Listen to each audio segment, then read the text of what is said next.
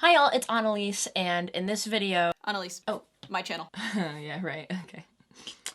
Sorry. Hey everyone, it's Ilana, and today we have a very special guest on this channel. Please welcome Annelies Veldman. Hello, hello, hi, hello. Today we're going to be talking about women in comedy. Whoa, it's almost like we are those. This is a video that I have been wanting to make for quite some time, and I didn't really know how to do it, and I'm gonna be honest, even while we're doing it, I'm still not entirely sure how I want to do it, so this is gonna be a learning process for everybody involved. It'll be fun. I wanted to make this video because I am an aspiring stand-up comedian, if you will, and in my time attempting to be a stand-up comedian, I've watched a lot of comedy, I've done a lot of comedy, and I've noticed some patterns and some stuff that I just kind of want to talk about and do more of a deep dive into. Before we get into all that, Annelies and I are both going to give our background in comedy and kind of like where we're coming from with this, just to prove to you that even though we're women, we know what we're talking about. My background in comedy, I probably started doing like improv comedy in like children's theater camp growing up, but it really took flight my sophomore year of high school. I started doing comedy sports. By my senior year of high school, I was the captain of the team, and then continued with improv throughout college with a team called Improv Revolution, which Annelies and I were on together. That was how we met. Continued doing improv comedy with Improv Revolution in college, both short and long form. I also helped write and produce and direct a sketch comedy show in college, as well as 3 separate stand-up performances that were, 10-minute sets. Since then, I've done a couple other outside of school stand-up performances, but most of them ended up being canceled due to March of 2020 and so on and so forth. Oh, and I also make TikToks. And some people say they're funny. Some people call me some people. So that's my background in comedy. As for me, I would say, like my being in comedy, background, I would say technically started in college, but I got exposed to improv really early with Whose Line Is It Anyways, like any kid. But I was like as a child, just obsessed with that show and SNL as well. So I feel like those two worlds and kind of introducing me to the world of stand-up comedy, because there are stand-ups in SNL, there are stand-ups on Whose Line. So from a young age being obsessed with it, but I would say my first real I'm doing comedy things would probably be in college, because that's really when my acting world career started as well. So I did improv in undergrad at my community college, president of the improv club and vice president and all that nonsense. Madam President. Yes, hello. I was the self-proclaimed drink the Kool-Aid of the improv club and improv class at American River College. I got so many people to take that freaking class. That was me. So that was where it all started. I did comedy sports locally at a local comedy club in Sacramento, and was with them for a couple years. And then when I went to UCI, where I met Ilana, was on Improv Revolution, so did improv there. And then I've always wanted to do stand-up. I've never done it in person, but actually, thanks to the pandemic, it kind of forced me to / I felt more comfortable doing stand-up virtually. So that's the only time I've ever performed my stand-up, but it's something I'm continually working on. And my goal for 2022 is to do an open mic night here in London. That's my realm of, but otherwise, when it comes to the theater world, comedy is my, strong spot. My head, of course, told me I have a very good sense of comedic timing. So yeah, so that's my long-winded experience with comedy. I should tell the people at home that this video is pretty much exclusively going to be focused on stand-up comedy, because for me, that is my area of interest. That's the kind of comedy that I'm most excited about pursuing. So that's the area that I could get the energy to do the research for. I also, that's the thing I love to watch. If I'm watching anything, it's either YouTube videos or stand-up. I mean, I'd love to do stand-up, but as far as content consumption, I automatically go towards stand-up right away. Yeah, I'm the same way. Also, I have Annelies over here. So when I'm looking over here, I'm just making eye contact. Just so y'all are aware of what's going on, because this is a very different format than anything I've ever done here on this old channel. I wish I had a cowboy hat. I feel like I could have tipped it. My channel. God fucking damn it. We are really good at comedy, and we definitely know what we're talking about in the world of comedy. Don't question it. Shh. And if you don't find this video funny, fuck you. But actually, in all, I don't want to say seriousness, because I'm not being, like, serious, but... In all comediousness, comediness. In actuality, this video probably won't be that funny, because this is kind of the part one, if you will, because it is quite literally part one of a 2, maybe more part series that I'm working on. And this part is kind of the less fun logistical part of women in comedy. Analytics! Yeah! I work in marketing and I do data analytics all day, every day, and now I'm doing more of it for fun. Just a preface before I really dive into things. I feel like I've given at least 8 prefaces before starting the video. The information that I have gathered for this video was gathered in January of 2022. So it's a little bit outdated, but I don't think that it's inaccurate. Yeah, like, let's put it this way. The world of comedy has not changed in the last 4 months, 5 months. But also, it was still accurate at one point in time for 2022 and prior. The overarching themes are going to be the same, just like the actual, like, teeny tiny details might be a little different. This was actually not how I intended to start this series, but when I started researching for this series, I was actually going to go into various stand-up specials done by women, and we were going to kind of analyze clips of them, talk about what they're talking about, which we will still be doing in part 2. However, on this journey to find these stand-up clips, I found something interesting. I'm going to list off 2 groups of categories, and I want you to tell me what you think divides the 2 groups. The first group of categories is going to be raunchy stand-up comedy, quirky stand-up comedy, absurd stand-up comedy, bold and brash, raunchy comedies, popular on Netflix, stand-up comedy, watch in one night. Second grouping, trending now, comedy showcases, witty TV shows, international comedies, blue-collar stand-up comedy, and critically acclaimed comedies. What is the difference between those 2 groupings? The second grouping is way more family-friendly sounding. It's more, like, universally appealing sounding. I immediately think of, like, can access more audiences.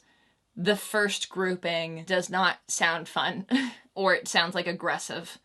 And if I could guess at their separation because of the theme of this video, I would throw a dart at the wall and say the one that is more appealing is not the women group. Correct! Oh, wow! So if you open up the, like, comedy page, the, like, stand-up comedy page on Netflix, it shows you, without having to scroll, in each category, 5 thumbnails. And the first group was a group that featured a woman on at least one of the 5 first thumbnails. Oh. The second group featured 0 women in the first 5 thumbnails. And those were, like, witty, international.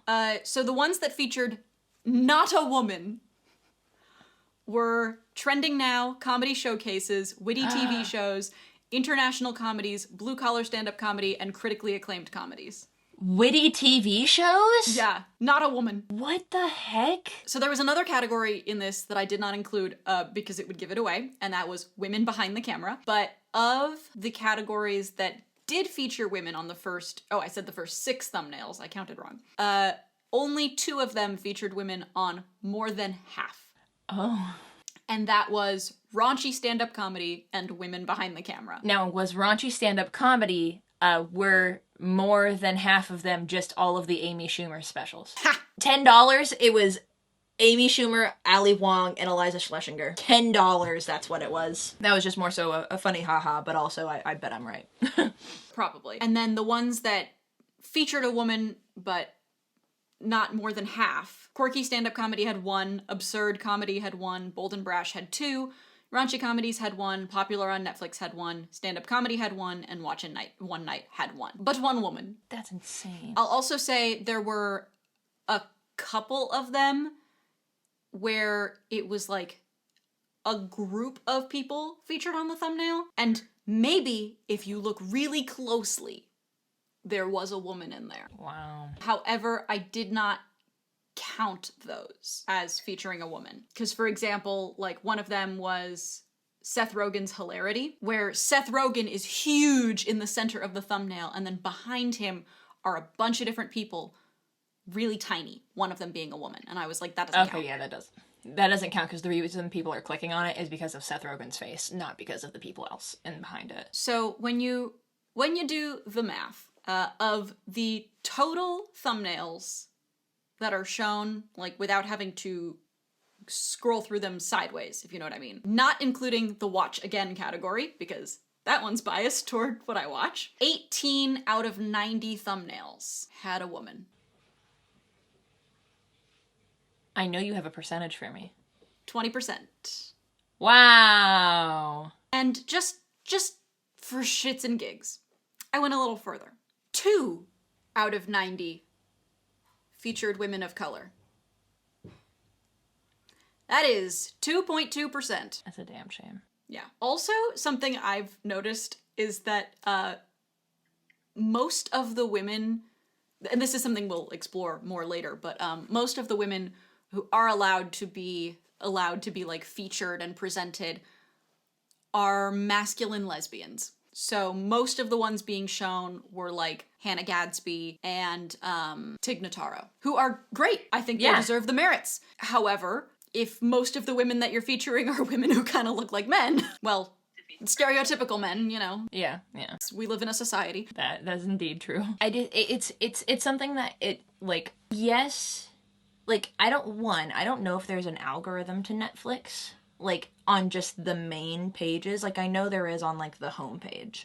Like, you go to the homepage and it's going to recommend something for you, but, like, when you search within categories, if it's going to, like, curate it. But even still, that doesn't make sense, because even if it was an algorithm, they would be showing you more women, because you watch women comedians. You know what I mean? So that kind of like that kind of proves my point that it's not an algorithm. So it makes me then go, this has to be intentional, because I feel like I've seen like comedians post about that before, like, oh my god, look, I'm on the front page of Netflix, or like, oh, I'm on the front slide of Hulu, or like whatever, like, oh wow, my thing is front and center.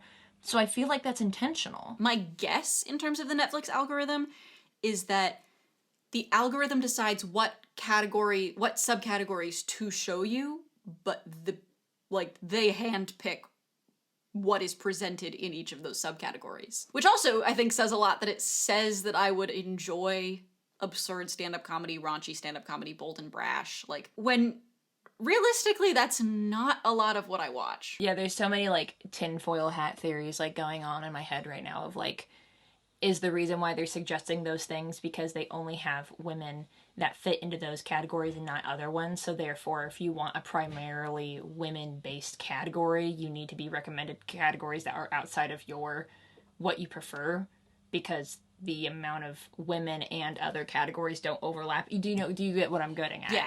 And I think like something else to kind of unpack is just like the language surrounding these categories. Yeah. Like, almost all of the categories that had a woman in the first 6 thumbnails have words that could be interpreted as having negative meaning in the category. Yeah. Absurd, for sure. brash, quirky, raunchy. Yeah, and it's tough because, like, on that side of the coin, then I say, like, yeah, those have negative connotations, but also those are genuine, like, categories of stand-up.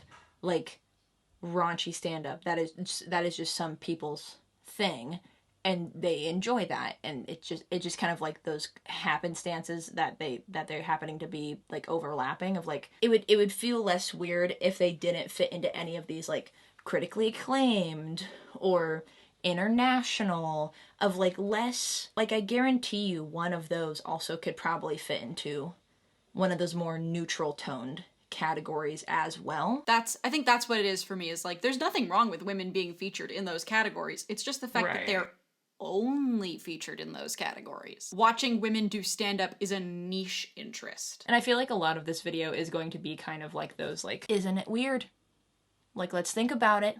And it's not like we're saying that it's very clear that Netflix is, or any of these, you know, websites are absolutely pigeonholing women into different categories, da-da-da, whatever. That's not what we're saying. It's just kind of like a, makes you think, huh? Maybe we should think about that and think a little bit more and make it a little bit more of a conscious thing to either properly represent the people or try to broaden your horizons of noticing, weird, all of our women are in weird categories. Maybe we should look for comedians who fit into the other categories, so that way it's not so heavily weighted in one way. So it's not like we're saying, like, Netflix is intentionally doing this, but at a certain point it kind of feels like things are getting a little intentional when it's like, well, it walks like a duck and it quacks like a duck. Maybe it also moves. Like, you know, this is nothing definitive, but this is just like, think about it, you know? A lot of this is probably like internalized bias as well. So like, even if they're not purposefully being like, meh, meh, meh, meh, meh, we'll only put the women in the categories that are strange. It might be people organizing this shit who are like, they only see the women as fitting into the categories that are strange, but they're not actively aware that they're doing that. So this got me then wanting to check out other platforms. And so what I wrote in my notes was, let's try Hulu. Is there stand-up on Hulu? I don't know. We're about to find out. There was not much there at all. And what I wrote was, the first two were women. There were no more after that. Great. There were only 11 stand-ups that I could find. I will also say that all of these other platforms were nowhere near as organized as Netflix, so like my data might be a little off because it was just harder to find things. But Hulu gave us 2 out of 11, which was 18%. And under the BIPOC women, I just have a bunch of question marks written, which implies to me that it was none. So let's look at HBO. My hopes are high. They had no subcategories in what I was assuming was their full stand-up catalog, so I just looked at all of the thumbnails that they had for stand-up in general. There were 24 thumbnails that featured women out of 90. So 26%, which is still, it's like, it's two sides of a coin, because I'm like, wow, 26%, and then I'm like, that's literally less than half. You know, every drop in the bucket. Also, a good majority of those were Ellen DeGeneres. Ellen DeGeneres is the first woman. But again, it's like more masculine presenting lesbians. Yeah. And in terms of women of color, 8 out of the 90, making 9%. You know, again, it's like, I look at that and I'm like, wow, that's so much higher than the other places. And then it's like, that's still terribly low. Yeah, it's literally, one, it's less than half, but two, it's less than 10%. Not to quote a male comedian in this video, but it reminds me of this Daniel Sloss bit where he's like, if you love yourself at 20%, someone can come along and love you at 30%, and you're like, wow, that's so much, but it's literally less than half. So it's like when Netflix gives us 2.2%, HBO can come in and give us 9%, and we're like, wow, that's so much, but it's literally less than 10%. It's the whole perspective of it. It's like you're just like excited. I'm just honored. It's an honor to be nominated type of thing, but it's like, but you still didn't get anything from it. Like, and at the end of the day, it's just like the main emphasis is it's not because women and women of color comedians don't exist. They do. They're everywhere. They're right here. Well, not of color, but women comedians. Yeah, it's like they're out there, you know? And for the last category, Amazon. Daddy Bezos. Amazon was a major pain in the ass to navigate, but I ended up just taking a look at the first page because, once again, no subgenres. And on the first page, there were 12 thumbnails and one woman. One woman. 8%. The literal only credit that I can give them is that one woman was a woman of color. Wow. It was Yearly Departed. Oh, that's what I figured. That's what I was guessing. Okay. Which is also interesting that they have Rachel Brosnahan on the cover of that thumbnail, because she was not in it. Now that we've gone over the data. There's just probably some things to say there. I'm throwing this out there to, like, start the snowball in discussion. Not that I have an opinion either way, but like, what's your thought around a women category? I have complex thoughts around a women category. Because it could go two ways. It could go multiple ways, but there's like, it's a double-edged sword. Because they do have women behind the camera on Netflix for stand-up, which also like doesn't make a lot of sense to me because I'm like, it's stand-up. Why are they behind the camera? Yeah. Someone once told me that the comedian Beth Stelling does not like being referred to as a female comedian because she's just a comedian. And on the one hand, I feel that way about a women in comedy like subcategory on Netflix where it's like, why does it matter? Women could fit into any other genre just as easily. So we shouldn't have to separate them in order to get them watched. But on the other hand, like, sometimes that's what I'm looking for. Sometimes I want to watch a female comedian because I see enough men in my day-to-day life. Like a thought that was kind of like bouncing around in my head is like, what if there was a way to search by tags? But that's a dangerous category to play with. Like, if you have a category that you can go to, like on Netflix comedy, it says like, raunchy comedies, witty, or international, whatever. If there is one that is female comedians or women in comedy or whatever, you can then go to that and see these categorized things. However, the other thought that was in my head of like, what if there was a tag or like a search filter? And the dangerous ground that you play there is that if you have a women tag, that means you have to have a men tag, and then also a non-binary and a trans tag and a whatever. But then, so one, the amount of tags can just start like snowballing. But secondly, then people can filter those out in a negative sense, And so I feel like the benefit of having a women in comedy section is that it's not something that you can search for, but it's categorizing things that can't exclude women from other categories, And I think it's a little bit of kind of what you were saying of sometimes you're like, oh, I want to watch a woman. And then the argument to that would be, well, if women can also be funny, like men can be funny, like not all men comedians are the same. So are you then saying that women comedians are the same? Are you saying that's a genre? But I would more so argue it on the side of like, for instance, when it comes to YouTube, I primarily make videos within like the tech space. Like my channel is split between like lifestyle content and tech. And all the women tech tubers that I watch are vastly different. All of them have such different styles. And there's times where I just was like, I wish I could search for just women in tech tube, not in a way to exclude men, but in a way of, I know you're being suppressed in the system because this field, tech like comedy, it tends to be this kind of like, feels like a boys club. That's not necessarily true. In some spaces it might be uneven, it might be completely in the other way, but for the most part, tech and comedy are both boys clubs. And so I wish that like YouTube also had a similar thing of like women in tech tube. Obviously YouTube and Netflix are completely different platforms in the way that they're organized and all that stuff. Like it's curated on Netflix. People are invited to Netflix. Anybody can post on YouTube. But my point still stands of, I wish they kind of had a category just for the sake of being like, hey, I would really love to see myself represented, but then also kind of to bridge horizons and have a way of having that filter without it like, and kind of like what you were saying earlier of this person who was like, I don't want to be represented as a female comedian, I'm a comedian. Like, yes, but also it's kind of like a lot of people have a modern sense of mind in the way of we shouldn't have to worry about that anymore, but unfortunately, like you said, we live in a society where we do. So yes, she has totally, like, I agree, she should just be called a comedian. Like, in the same way that I'm called an actor. I don't call myself an actress. Like, but if somebody calls me an actress, I'm like, sure. It's tough because sometimes I think about, like, there's a lot of, quote-unquote minority aspects to me. Like, I'm a Jewish queer woman. It's not quote-unquote, it's literally.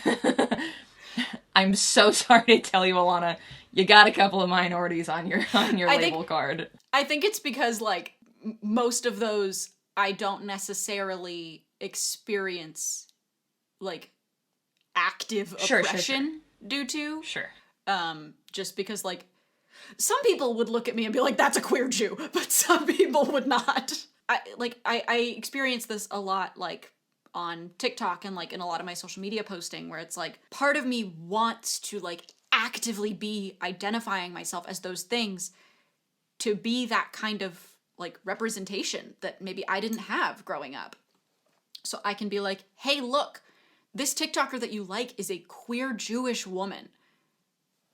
And I think like one of the cool things about it is like that's not what my content is about. And I think that's something that like is kind of bridging into kind of a preview into part 2 would just be like, I think part of the issue is that female comedians are expected to make comedy about being women. And that's where that line gets a little weird because it's like male comedians aren't expected to just make jokes about being a man. Female comedians should be able to make jokes about whatever the fuck they want within reason. Yes. Don't say shitty things, but you know, and I think like that's, you know, that's a problem that I experience where it's like I have a lot of funny jokes about being queer, about being Jewish, about being a woman, but like that's not my defining thing as a comedian, as a content creator, as a person. They play into who I am. They play into how I behave and how I walk through the world. But I don't think like, I don't walk into a room and be like, I'm gay, Jewish, and a woman. Guess what else you can learn about me? Like I just walk into a room and I am. I just exist. So why can't I just make comedy about my life? And if any of those aspects of me make their way into the comedy, then great, but that shouldn't be a defining factor. But then, like I mentioned earlier, like the representation aspect, like I want to be able to provide that for younger people who maybe don't see that as much. There's just this whole balance of like, how do I provide that representation without pigeonholing myself? It's hard because then also it's like there's kind of like not really an answer entirely. And if you do go, well, I want to, for instance, in the world of being a comedian as a woman, like, okay, I want to talk about my experience because there's not as many of us out there talking about it. But then it can easily, especially in the world of comedy, it's always turned around of like, well, women aren't funny because all you can come up with is talking about your period, like things like that. So it's also another like fine line to like walk down of like maybe you do have this really funny thing of like, oh, I want to tell this joke for women, because that's the other thing. It's like women don't wear makeup for men, they wear it for themselves, and most often other women to be like, look, I got my eyeliner good, like my friend did a really cool eyeliner, and none of us are like trying to court her. We were all just like, the artistry, like that's so cool, I know how difficult that is, like amazing. We were all gawking over it, and she didn't give a shit what a single man thought. It was only about like what her friends were thinking, you know? So it's like you want to do these things of like, I want to tell this joke about being a woman because then all the women gonna go, ha ha, I also do that thing. But then there's the shitty people out there go, well, that's the only thing you can do. And it's like, but it's not. So then just, there's no right answer and there's no, everything's awful. Like, there is no good place to be in that world. You just, it's kind of one of those things that you just have to do as you will and do what makes you happy and do what makes you happy in your content or your comedy or whatever, and just kind of like take what people say with a grain of salt and just kind of be like, okay, I am more than just being a woman, but I also am allowed to talk about that. Like I think it's just a problem with there's a lot of people who want to police comedy. There's a lot of people who like to police any niche because they're ding dongs. But then kind of like what you were saying about it, this is diving into the next video of like women feeling like they need to pander to that man's idea that the only thing that women can talk about to be funny is the women experience. Adding on to that, a lot of times in order to get, accepted into the boys' club, women's comedy about being a woman is really just dunking on women. Yeah, because they have to do the thing that the men can't do without getting in trouble. Because what other categories are they going to fit in? Because they're like, well, so-and-so already does these jokes, and so-and-so already does these jokes, so you have to pick something. Oh, what's the thing that we can't... I mean, they still do it anyway. But, like, you have to do something that's different, and that's the only thing that you're allowed to do. Even when a lot of female comedians finally get the spotlight, they get it because they are making comedy for men done by a woman, which is what we will be diving into in the next episode. That's just a taste of the next episode, so... Just a little morsel. A little morsel. I can't believe we said morsel at the same time. I'm freaking screaming. You know what, I had a thought. Just looking at, what I was shown on the front page of Netflix when I took this screenshot. You have the only woman on this page is Hannah Gadsby's Douglas. An amazing special. I enjoy it very much. It's about one thing. It's about her experience with autism. But then you see also on this same page, John Mulaney's New in Town. Mike Birbiglia's What I Should Have Said Was Nothing. Those aren't about their experience being XYZ. They're just stand-up specials. Good ones! I know we're going to be talking a little bit next time about, the pressure for women to make fun of women. But even, I feel like even stand-up specials where women aren't necessarily making fun of women, their whole special has to be about one thing. Granted, there are male comedians who do that as well, and I don't have a problem with these kind of specials. It's just kind of the differentiation between, most female comedians seem to have to make their special about one thing. Because they're not, due to the society that we live in, it's a lot harder for them to market a special by being I'm funny. Watch me be funny. They have to market a special by being watch me talk about being autistic. Watch me talk about being a woman. Watch me talk about being pregnant. And I already mentioned Mike Birbiglia's What I Should Have Said Was Nothing, but what's also featured on here is Mike Birbiglia's The New One. That one's a special about something. It's about him being a dad. And I love that special, but he has plenty of others that aren't about one thing.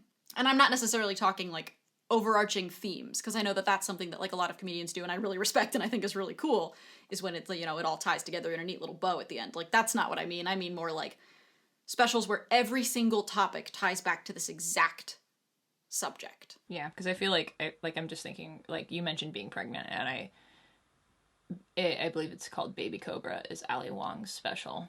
And it's been a while since I watched it, but if I'm not mistaken, a lot of it keeps tying back to the fact that she's currently pregnant. Also, just something to note is there's a lot of variety specials. I think there's one called The Stand-Ups where it's they have 30-minute slots, but it's in those variety shows it tends to be 5 men and 1 woman. 1 women. 1 woman. 1 woman. So, I think that's a good wrapping up point for this one. Yeah. Yeah, because it's kind of like we were talking about. There's no real button to put on this topic, and it's just kind of the idea that this is just an ongoing... This is a conversation. Talk to us in the comments. But it kind of is, because there is no answer. There is no perfect... It's not even it's really a question that we're asking. It's more of just kind of okay, we talked, discuss amongst yourselves, and then we'll come back and talk more with just kind of talking and thinking about it and kind of going, okay, that was a conversation that was had. So next time we will be analyzing clips of stand-up specials done by women. For the most part, I'm going to be honest, ones that I don't like. And here's the fun part, too, if you're interested in this. Ilana and I have different tastes in comedy. It's not like we just like the same comedy. And there was one particular time where I was talking about female comedians that I liked, and she was like, oh, I can't stand them. And I was like, I really like them. So I feel like Ilana has a more niche indie, I don't want to say intellectual as if that's uppity, but intellectual view of comedy. And I'm very I said, I like Jeff Foxworthy. You know what I mean? So I've got the blue collar everyman's opinion on comedy. I have a very specific set of likes and dislikes. Yeah. I feel like it's like the Jim Gaffigan to the Daniel Sloss. Like, you know what I mean? It's not that we don't like each other. It's not that we don't dabble in the other, but I'm a ginger man with like 9 kids. That's all I'm trying to say. And you're an angry Scot. Definitely leave your thoughts in the comments. Leave any observations that you have. This was kind of mostly a video just of observations, and we'll kind of go more into analyzing things in the next video.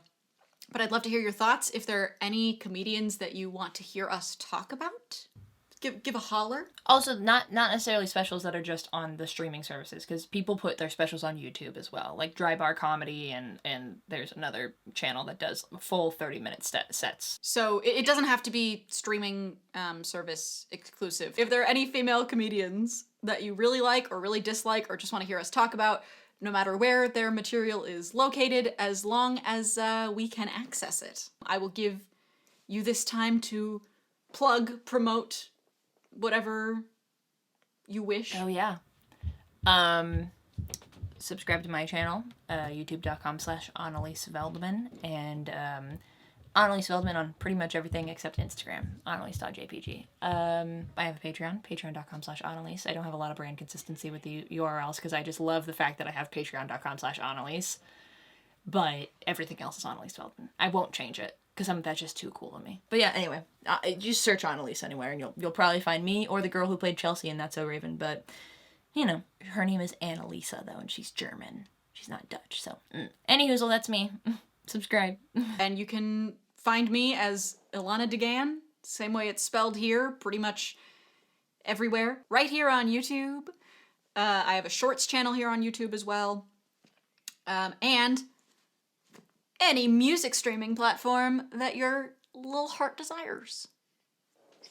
I may or may not have new music coming soon that may or may not have been announced by the time this goes live, depending on how long it takes me to finish that and how long it takes me to finish editing this video. So with that, stay beautiful, have a marvelous day, and I'll see you in the next one. Well, Ilana, that's my outro. Sorry. Well, thanks for hanging out. Have a great rest of your day today, and great rest of your day tomorrow. Bye! Close enough. Do you want to do it? Thanks so much for hanging out. Have a great rest of your day today, and a great day tomorrow. Bye. Yeah, that's a wrap.